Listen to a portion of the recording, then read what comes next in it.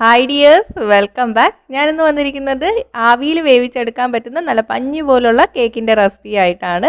ഇഡലി പാത്രത്തിലോ സ്റ്റീമറിലോ ഒക്കെ നമുക്കിത് വേവിച്ചെടുക്കാം. നല്ല സിമ്പിളാണ്, അധികം ചേരുവകളുടെ ആവശ്യമില്ല, പെട്ടെന്ന് തയ്യാറാക്കി എടുക്കുകയും ചെയ്യാം. അപ്പം പോകാം റെസിപ്പിയിലേക്ക്.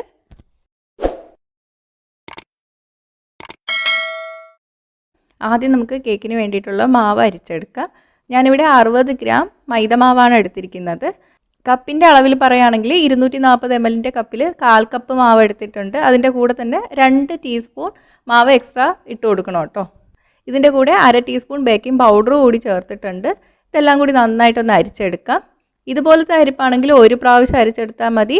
നമ്മുടെ സാധാരണ അരിപ്പാണെങ്കിൽ അതിൽ 3 പ്രാവശ്യം അരിച്ചെടുക്കാം കേട്ടോ. അപ്പോഴേ ബേക്കിംഗ് സോഡ എല്ലാ ഭാഗത്തും ഒരുപോലെ ആയി വരുള്ളൂ. ഇനി ഇത് മാറ്റി വയ്ക്കാം. ഇനി ഞാൻ എടുത്തിരിക്കുന്നത് മീഡിയം സൈസിലുള്ള 3 മുട്ടയാണ്. ഇത് റൂം ടെമ്പറേച്ചറിലുള്ള മുട്ടയാണ്.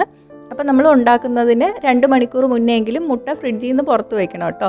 എന്നാലേ കേക്ക് നന്നായിട്ട് വരുള്ളൂ. ഇനി ഇത് നമുക്ക് ബീറ്റ് ചെയ്തെടുക്കണം. ഹാൻഡ് വിസ്ക് വെച്ചിട്ട് ബീറ്റ് ചെയ്തെടുത്താലും മതി. അപ്പോൾ കുറച്ച് കൂടുതൽ സമയം എടുക്കുന്നേ ഉള്ളൂ. നന്നായിട്ട് തന്നെ നമ്മൾ ബീറ്റ് ചെയ്തെടുക്കണം. കുറച്ചൊന്ന് ബീറ്റായി വരുമ്പോഴേക്ക് നമുക്കിതിലോട്ട് 50 ഗ്രാം പൊടിച്ച പഞ്ചസാര ചേർത്ത് കൊടുക്കുക കേട്ടോ. അതായത് 1/4 കപ്പ് പഞ്ചസാര ചേർത്ത് കൊടുക്കുകയാണ്. ഇതും കൂടി ചേർത്തിട്ട് നന്നായിട്ട് ബീറ്റ് ചെയ്തെടുക്കുക. ഇപ്പോൾ യെല്ലോ കളറിലല്ലേ ഇരിക്കുന്നത്, ഇത് ഒരു പെയിൽ യെല്ലോ കളർ ആയി വരും, അതുവരെ ബീറ്റ് ചെയ്തെടുക്കണം. പെയിൽ യെല്ലോ കളർ ആയി വന്നിട്ടുണ്ട്. നമുക്കിതിലോട്ട് 1/2 ടീസ്പൂൺ വാനില എസൻസ് കൂടി ചേർത്ത് കൊടുക്കാം. ഒന്നും കൂടി ഒന്ന് ബീറ്റ് ചെയ്തെടുക്കാം.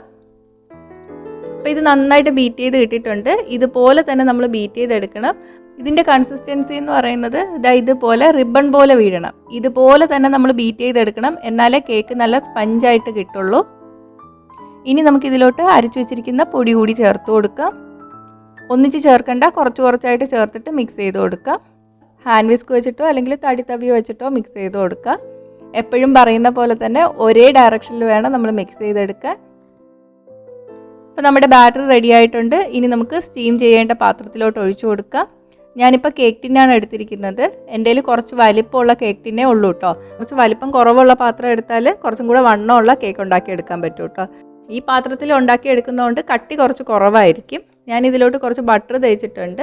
ബട്ടറോ എണ്ണയോ അല്ലെങ്കിൽ നെയ്യോ തടവി കൊടുക്കുക. കേക്ക് ഒട്ടിപ്പിടിക്കാതിരിക്കാൻ വേണ്ടിയിട്ടാണ്. ഇനി ഇതിലോട്ട് കുറച്ച് മാവ് വിതറി കൊടുക്കാം. ബട്ടർ പേപ്പർ വെച്ച് കൊടുക്കാം. ഇതിൻ്റെ മുകളിലോട്ട് നമുക്ക് ബാറ്റർ ഒഴിച്ചു കൊടുക്കാം. ബാറ്റർ ഒഴിച്ചതിന് ശേഷം നന്നായിട്ടൊന്ന് തട്ടിക്കൊടുക്കുക. എയർ ബബിൾസ് ഒക്കെ പോകാൻ വേണ്ടിയിട്ടാണ്. ഇനി ഇതിൻ്റെ മുകളിലോട്ട് ഞാനൊരു അലുമിനിയം ഫോയിൽ വെച്ചിട്ട് കവർ ചെയ്ത് കൊടുക്കുകയാണ്. നമ്മൾ ആവി കയറ്റി എടുക്കുമ്പോൾ വെള്ളമൊന്നും മുകളിലോട്ട് വീഴാതിരിക്കാൻ വേണ്ടിയിട്ടാണ്. ഒരു പാത്രം കൊണ്ട് അടച്ചാലും മതി. ഇനി ഇത് നമുക്ക് സ്റ്റീമറിലോട്ട് വെച്ചിട്ട് 30 മിനിറ്റ് ആവി കയറ്റി എടുക്കാം. 30 മിനിറ്റ് കഴിഞ്ഞിട്ടുണ്ട്. വെന്തോന്നറിയാൻ വേണ്ടിയിട്ട് ടൂത്ത് പിക്കോ അല്ലെങ്കിൽ പപ്പടം കുത്തിയോ എല്ലാം വെച്ചിട്ട് ഒന്ന് കുത്തി നോക്കുക. മാവൊന്നും പിടിച്ചു വന്നില്ലെങ്കിൽ വെന്തിട്ടുണ്ട്. നമുക്കിത് എടുത്തു മാറ്റാം. അപ്പം ചൂട് മാറുന്നതിന് മുന്നേ തന്നെ നമ്മൾ ഈ പാത്രത്തിൽ നിന്ന് ഇളക്കിയെടുക്കണം കേട്ടോ. സൈഡൊക്കെ ഒന്ന് കത്തി കൊണ്ട് ഇളക്കി കൊടുക്കുക. ബട്ടർ പേപ്പർ ഇളക്കി മാറ്റാം. ഇനി നമുക്ക് തണുത്തതിന് ശേഷം മുറിച്ചെടുക്കാം.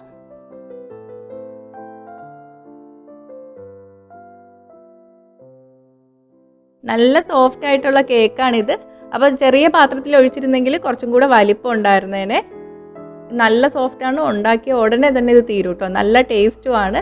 ഇതിൽ വേണമെങ്കിൽ നിങ്ങൾക്ക് ക്രീം വെച്ചിട്ട് സാധാരണ നമ്മൾ കേക്കൊക്കെ ചെയ്യില്ലേ, ഐസിങ് ഒക്കെ ചെയ്യാം.